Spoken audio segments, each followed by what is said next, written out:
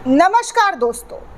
अभी अभी जब सोशल मीडिया स्क्रॉल कर रही थी तो बहुत सारी खबर निकलकर सामने आई।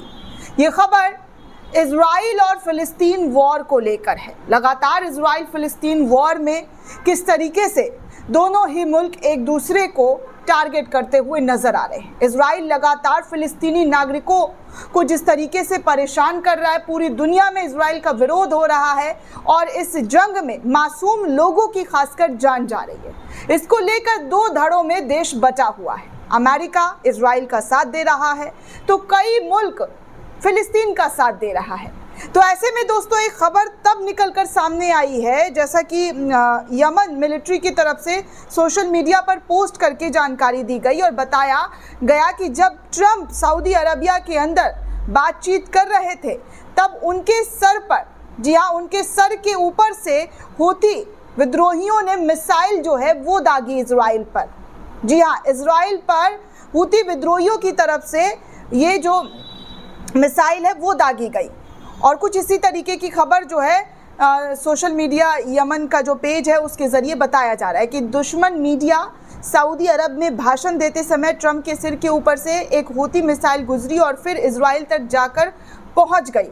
इस तरीके की बातें जो है यमन के ज़रिए, यमन मिलिट्री एक पेज है सोशल मीडिया का दोस्तों, और उसके ज़रिए जो है इस तरीके की चीज़ें शेयर करते हुए जानकारी साझा की है। एक एक तस्वीर आपको दिखाऊंगी कि क्या और किस तरीके के हालात जो है इस वक्त बन रहे। ट्रंप जो है इस वक्त सऊदी अरबिया के दौरे पर पहुंचे हुए हैं, लेकिन फ़िलिस्तीन और इजराइल वॉर लगातार बढ़ता हुआ दिखाई दे रहा है।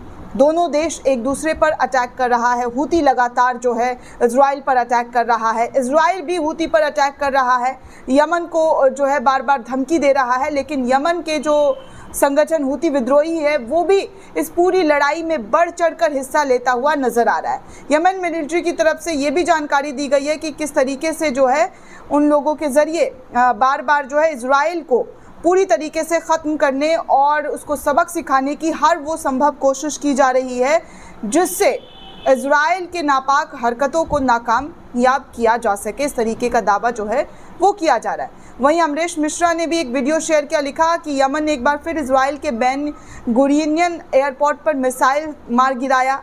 एयर एक्सप्रेस को बंद करना पड़ा। इजराइल के हवाई हमला के सायरन बजने से बेन गुरियन रनवे पर इजरायली शेल्टर्स में भय और दहशत का माहौल देखने सुनने को मिला। लोग एयरपोर्ट से भागते हुए नजर आए हैं। तस्वीरों के माध्यम से आप देख सकते हैं कि किस तरीके से वहां पर जो लोग हैं वो भागते हुए नजर आ रहे हैं। वहीं एक और वीडियो अमरीश मिश्रा ने शेयर करते हुए लिखा कि देखिए, कल्पना कीजिए नेतन्याहू को तेल अवीव की सड़कों पर देशद्रोही और हत्यारा का टैग जो है वो दिया जा रहा है उनके ही नागरिकों के ज़रिए। आम इजरायली नागरिक जो हैं वो हमास के साथ खड़े हुए हैं और इजराइल को लेकर जो है जमकर विरोध कर रहे हैं और कह रहे हैं कि जो चीज़ें इजराइल के ज़रिए की जा रही है वो सही नहीं है। जी, आपने ही प्रधानमंत्री को जो है हत्यारा और नाकारा और इस तरीके की चीज़ें जो है कही जा रही है, ऐसा एक वीडियो सोशल मीडिया पर शेयर करते हुए कहा जा रहा है। तो ये तमाम तस्वीरें दोस्तों आप देख सकते हैं कि किस तरीके से जो है इस लड़ाई में देखने सुनने को मिल रहा है। 1.5 साल से ज़्यादा हो चुका है दोस्तों, लेकिन युद्ध जो है वो ख़त्म नहीं हुआ है। अभी भी निर्दोष लोगों की जानें लगातार जाती हुई दिखाई दे रही है।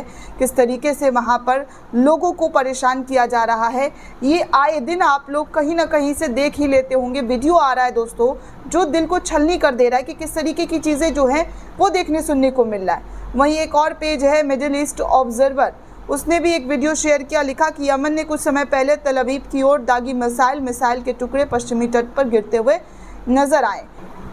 वहीं दोस्तों आपको और भी बेहद दुख के साथ बताना पड़ रहा है कि गाज़ा के अंदर 5 लाख लोगों पर भुखमरी का संकट मंडराता हुआ नज़र आ रहा है। 3 महीने से अनाज का एक भी दाना उन लोगों के पास नहीं पहुंचा है। इजराइल ने सप्लाई रोक दी है। सोचिए किस तरीके की जो है बर्बरता इजराइल के ज़रिए की जा रही है।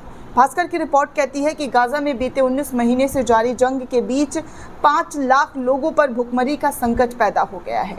इजराइल ने पिछले 3 महीने से गाज़ा पट्टी में अनाज की सप्लाई रोक दी है। गाज़ा के हालात पर 12 मई को संयुक्त राष्ट्र ने एक रिपोर्ट भी पेश की है और इसके मुताबिक अगर इजराइल पाबंदियां नहीं हटाता है तो हर 5 में से एक व्यक्ति भुखमरी की चपेट में आ सकता है और उनकी जान जा सकती है। साथ ही 21 लाख लोगों को अकाल का सामना भी करना पड़ सकता है। इजराइल ने मार्च 2025 में गाजा के अंदर फूड और फ्यूल सप्लाई रोकने का फैसला किया था। इजरायली सरकार ने दावा किया था कि इससे हमास कमज़ोर होगा।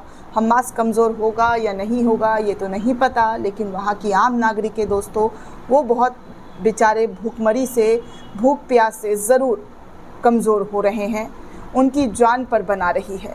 अक्टूबर 2023 में शुरू हुआ इजराइल हमास संघर्ष में अब तक 61,000 से ज़्यादा लोग मारे जा चुके हैं। लेकिन ये जंग अभी भी, जी हाँ, ये जंग अभी भी रुका नहीं है। अभी भी लगातार इस जंग में लोग जो हैं अपनी जान हलाक करते हुए नज़र आ रहे हैं। उनकी जान जो है वो ख़तरे में अभी भी पड़ती हुई नज़र आ रही है। दोस्तों, आपको बता दें कि यूएन की वर्ल्ड फूड प्रोग्राम ने कहा है कि उनके पास खाने का स्टॉक ख़त्म हो गया है। ज़्यादातर बेकरियों और दान से चलने वाले किचन भी बंद हो चुके हैं। ऐसा के लिए यूएन के वर्ल्ड फूड प्रोग्राम के डायरेक्टर एंटोनी रेनॉल्ट के मुताबिक इस इलाके की आबादी को खिलाने के लिए ज़रूरी भोजन इजराइल, मिस्र और जॉर्डन के गोदामों में पड़ा हुआ है। ये गोदाम गाज़ा से महज 40 किलोमीटर दूर है। रेनॉल्ट ने कहा है कि गाज़ा में WFP के गोदाम खाली हो चुके हैं और एजेंसी अब 10 लाख लोगों के भोजन उपलब्ध कराने की बजाय सिर्फ 2 लाख लोगों को भोजन ही बना पा रही है, जिसकी वजह से वहाँ पर लगातार हालत बद से बदतर बना हुआ है। दोस्तों, इस पूरे रिपोर्ट को लेकर आप क्या सोचते हैं, आपकी क्या प्रतिक्रिया है, हमें कमेंट करके ज़रूर बताइएगा।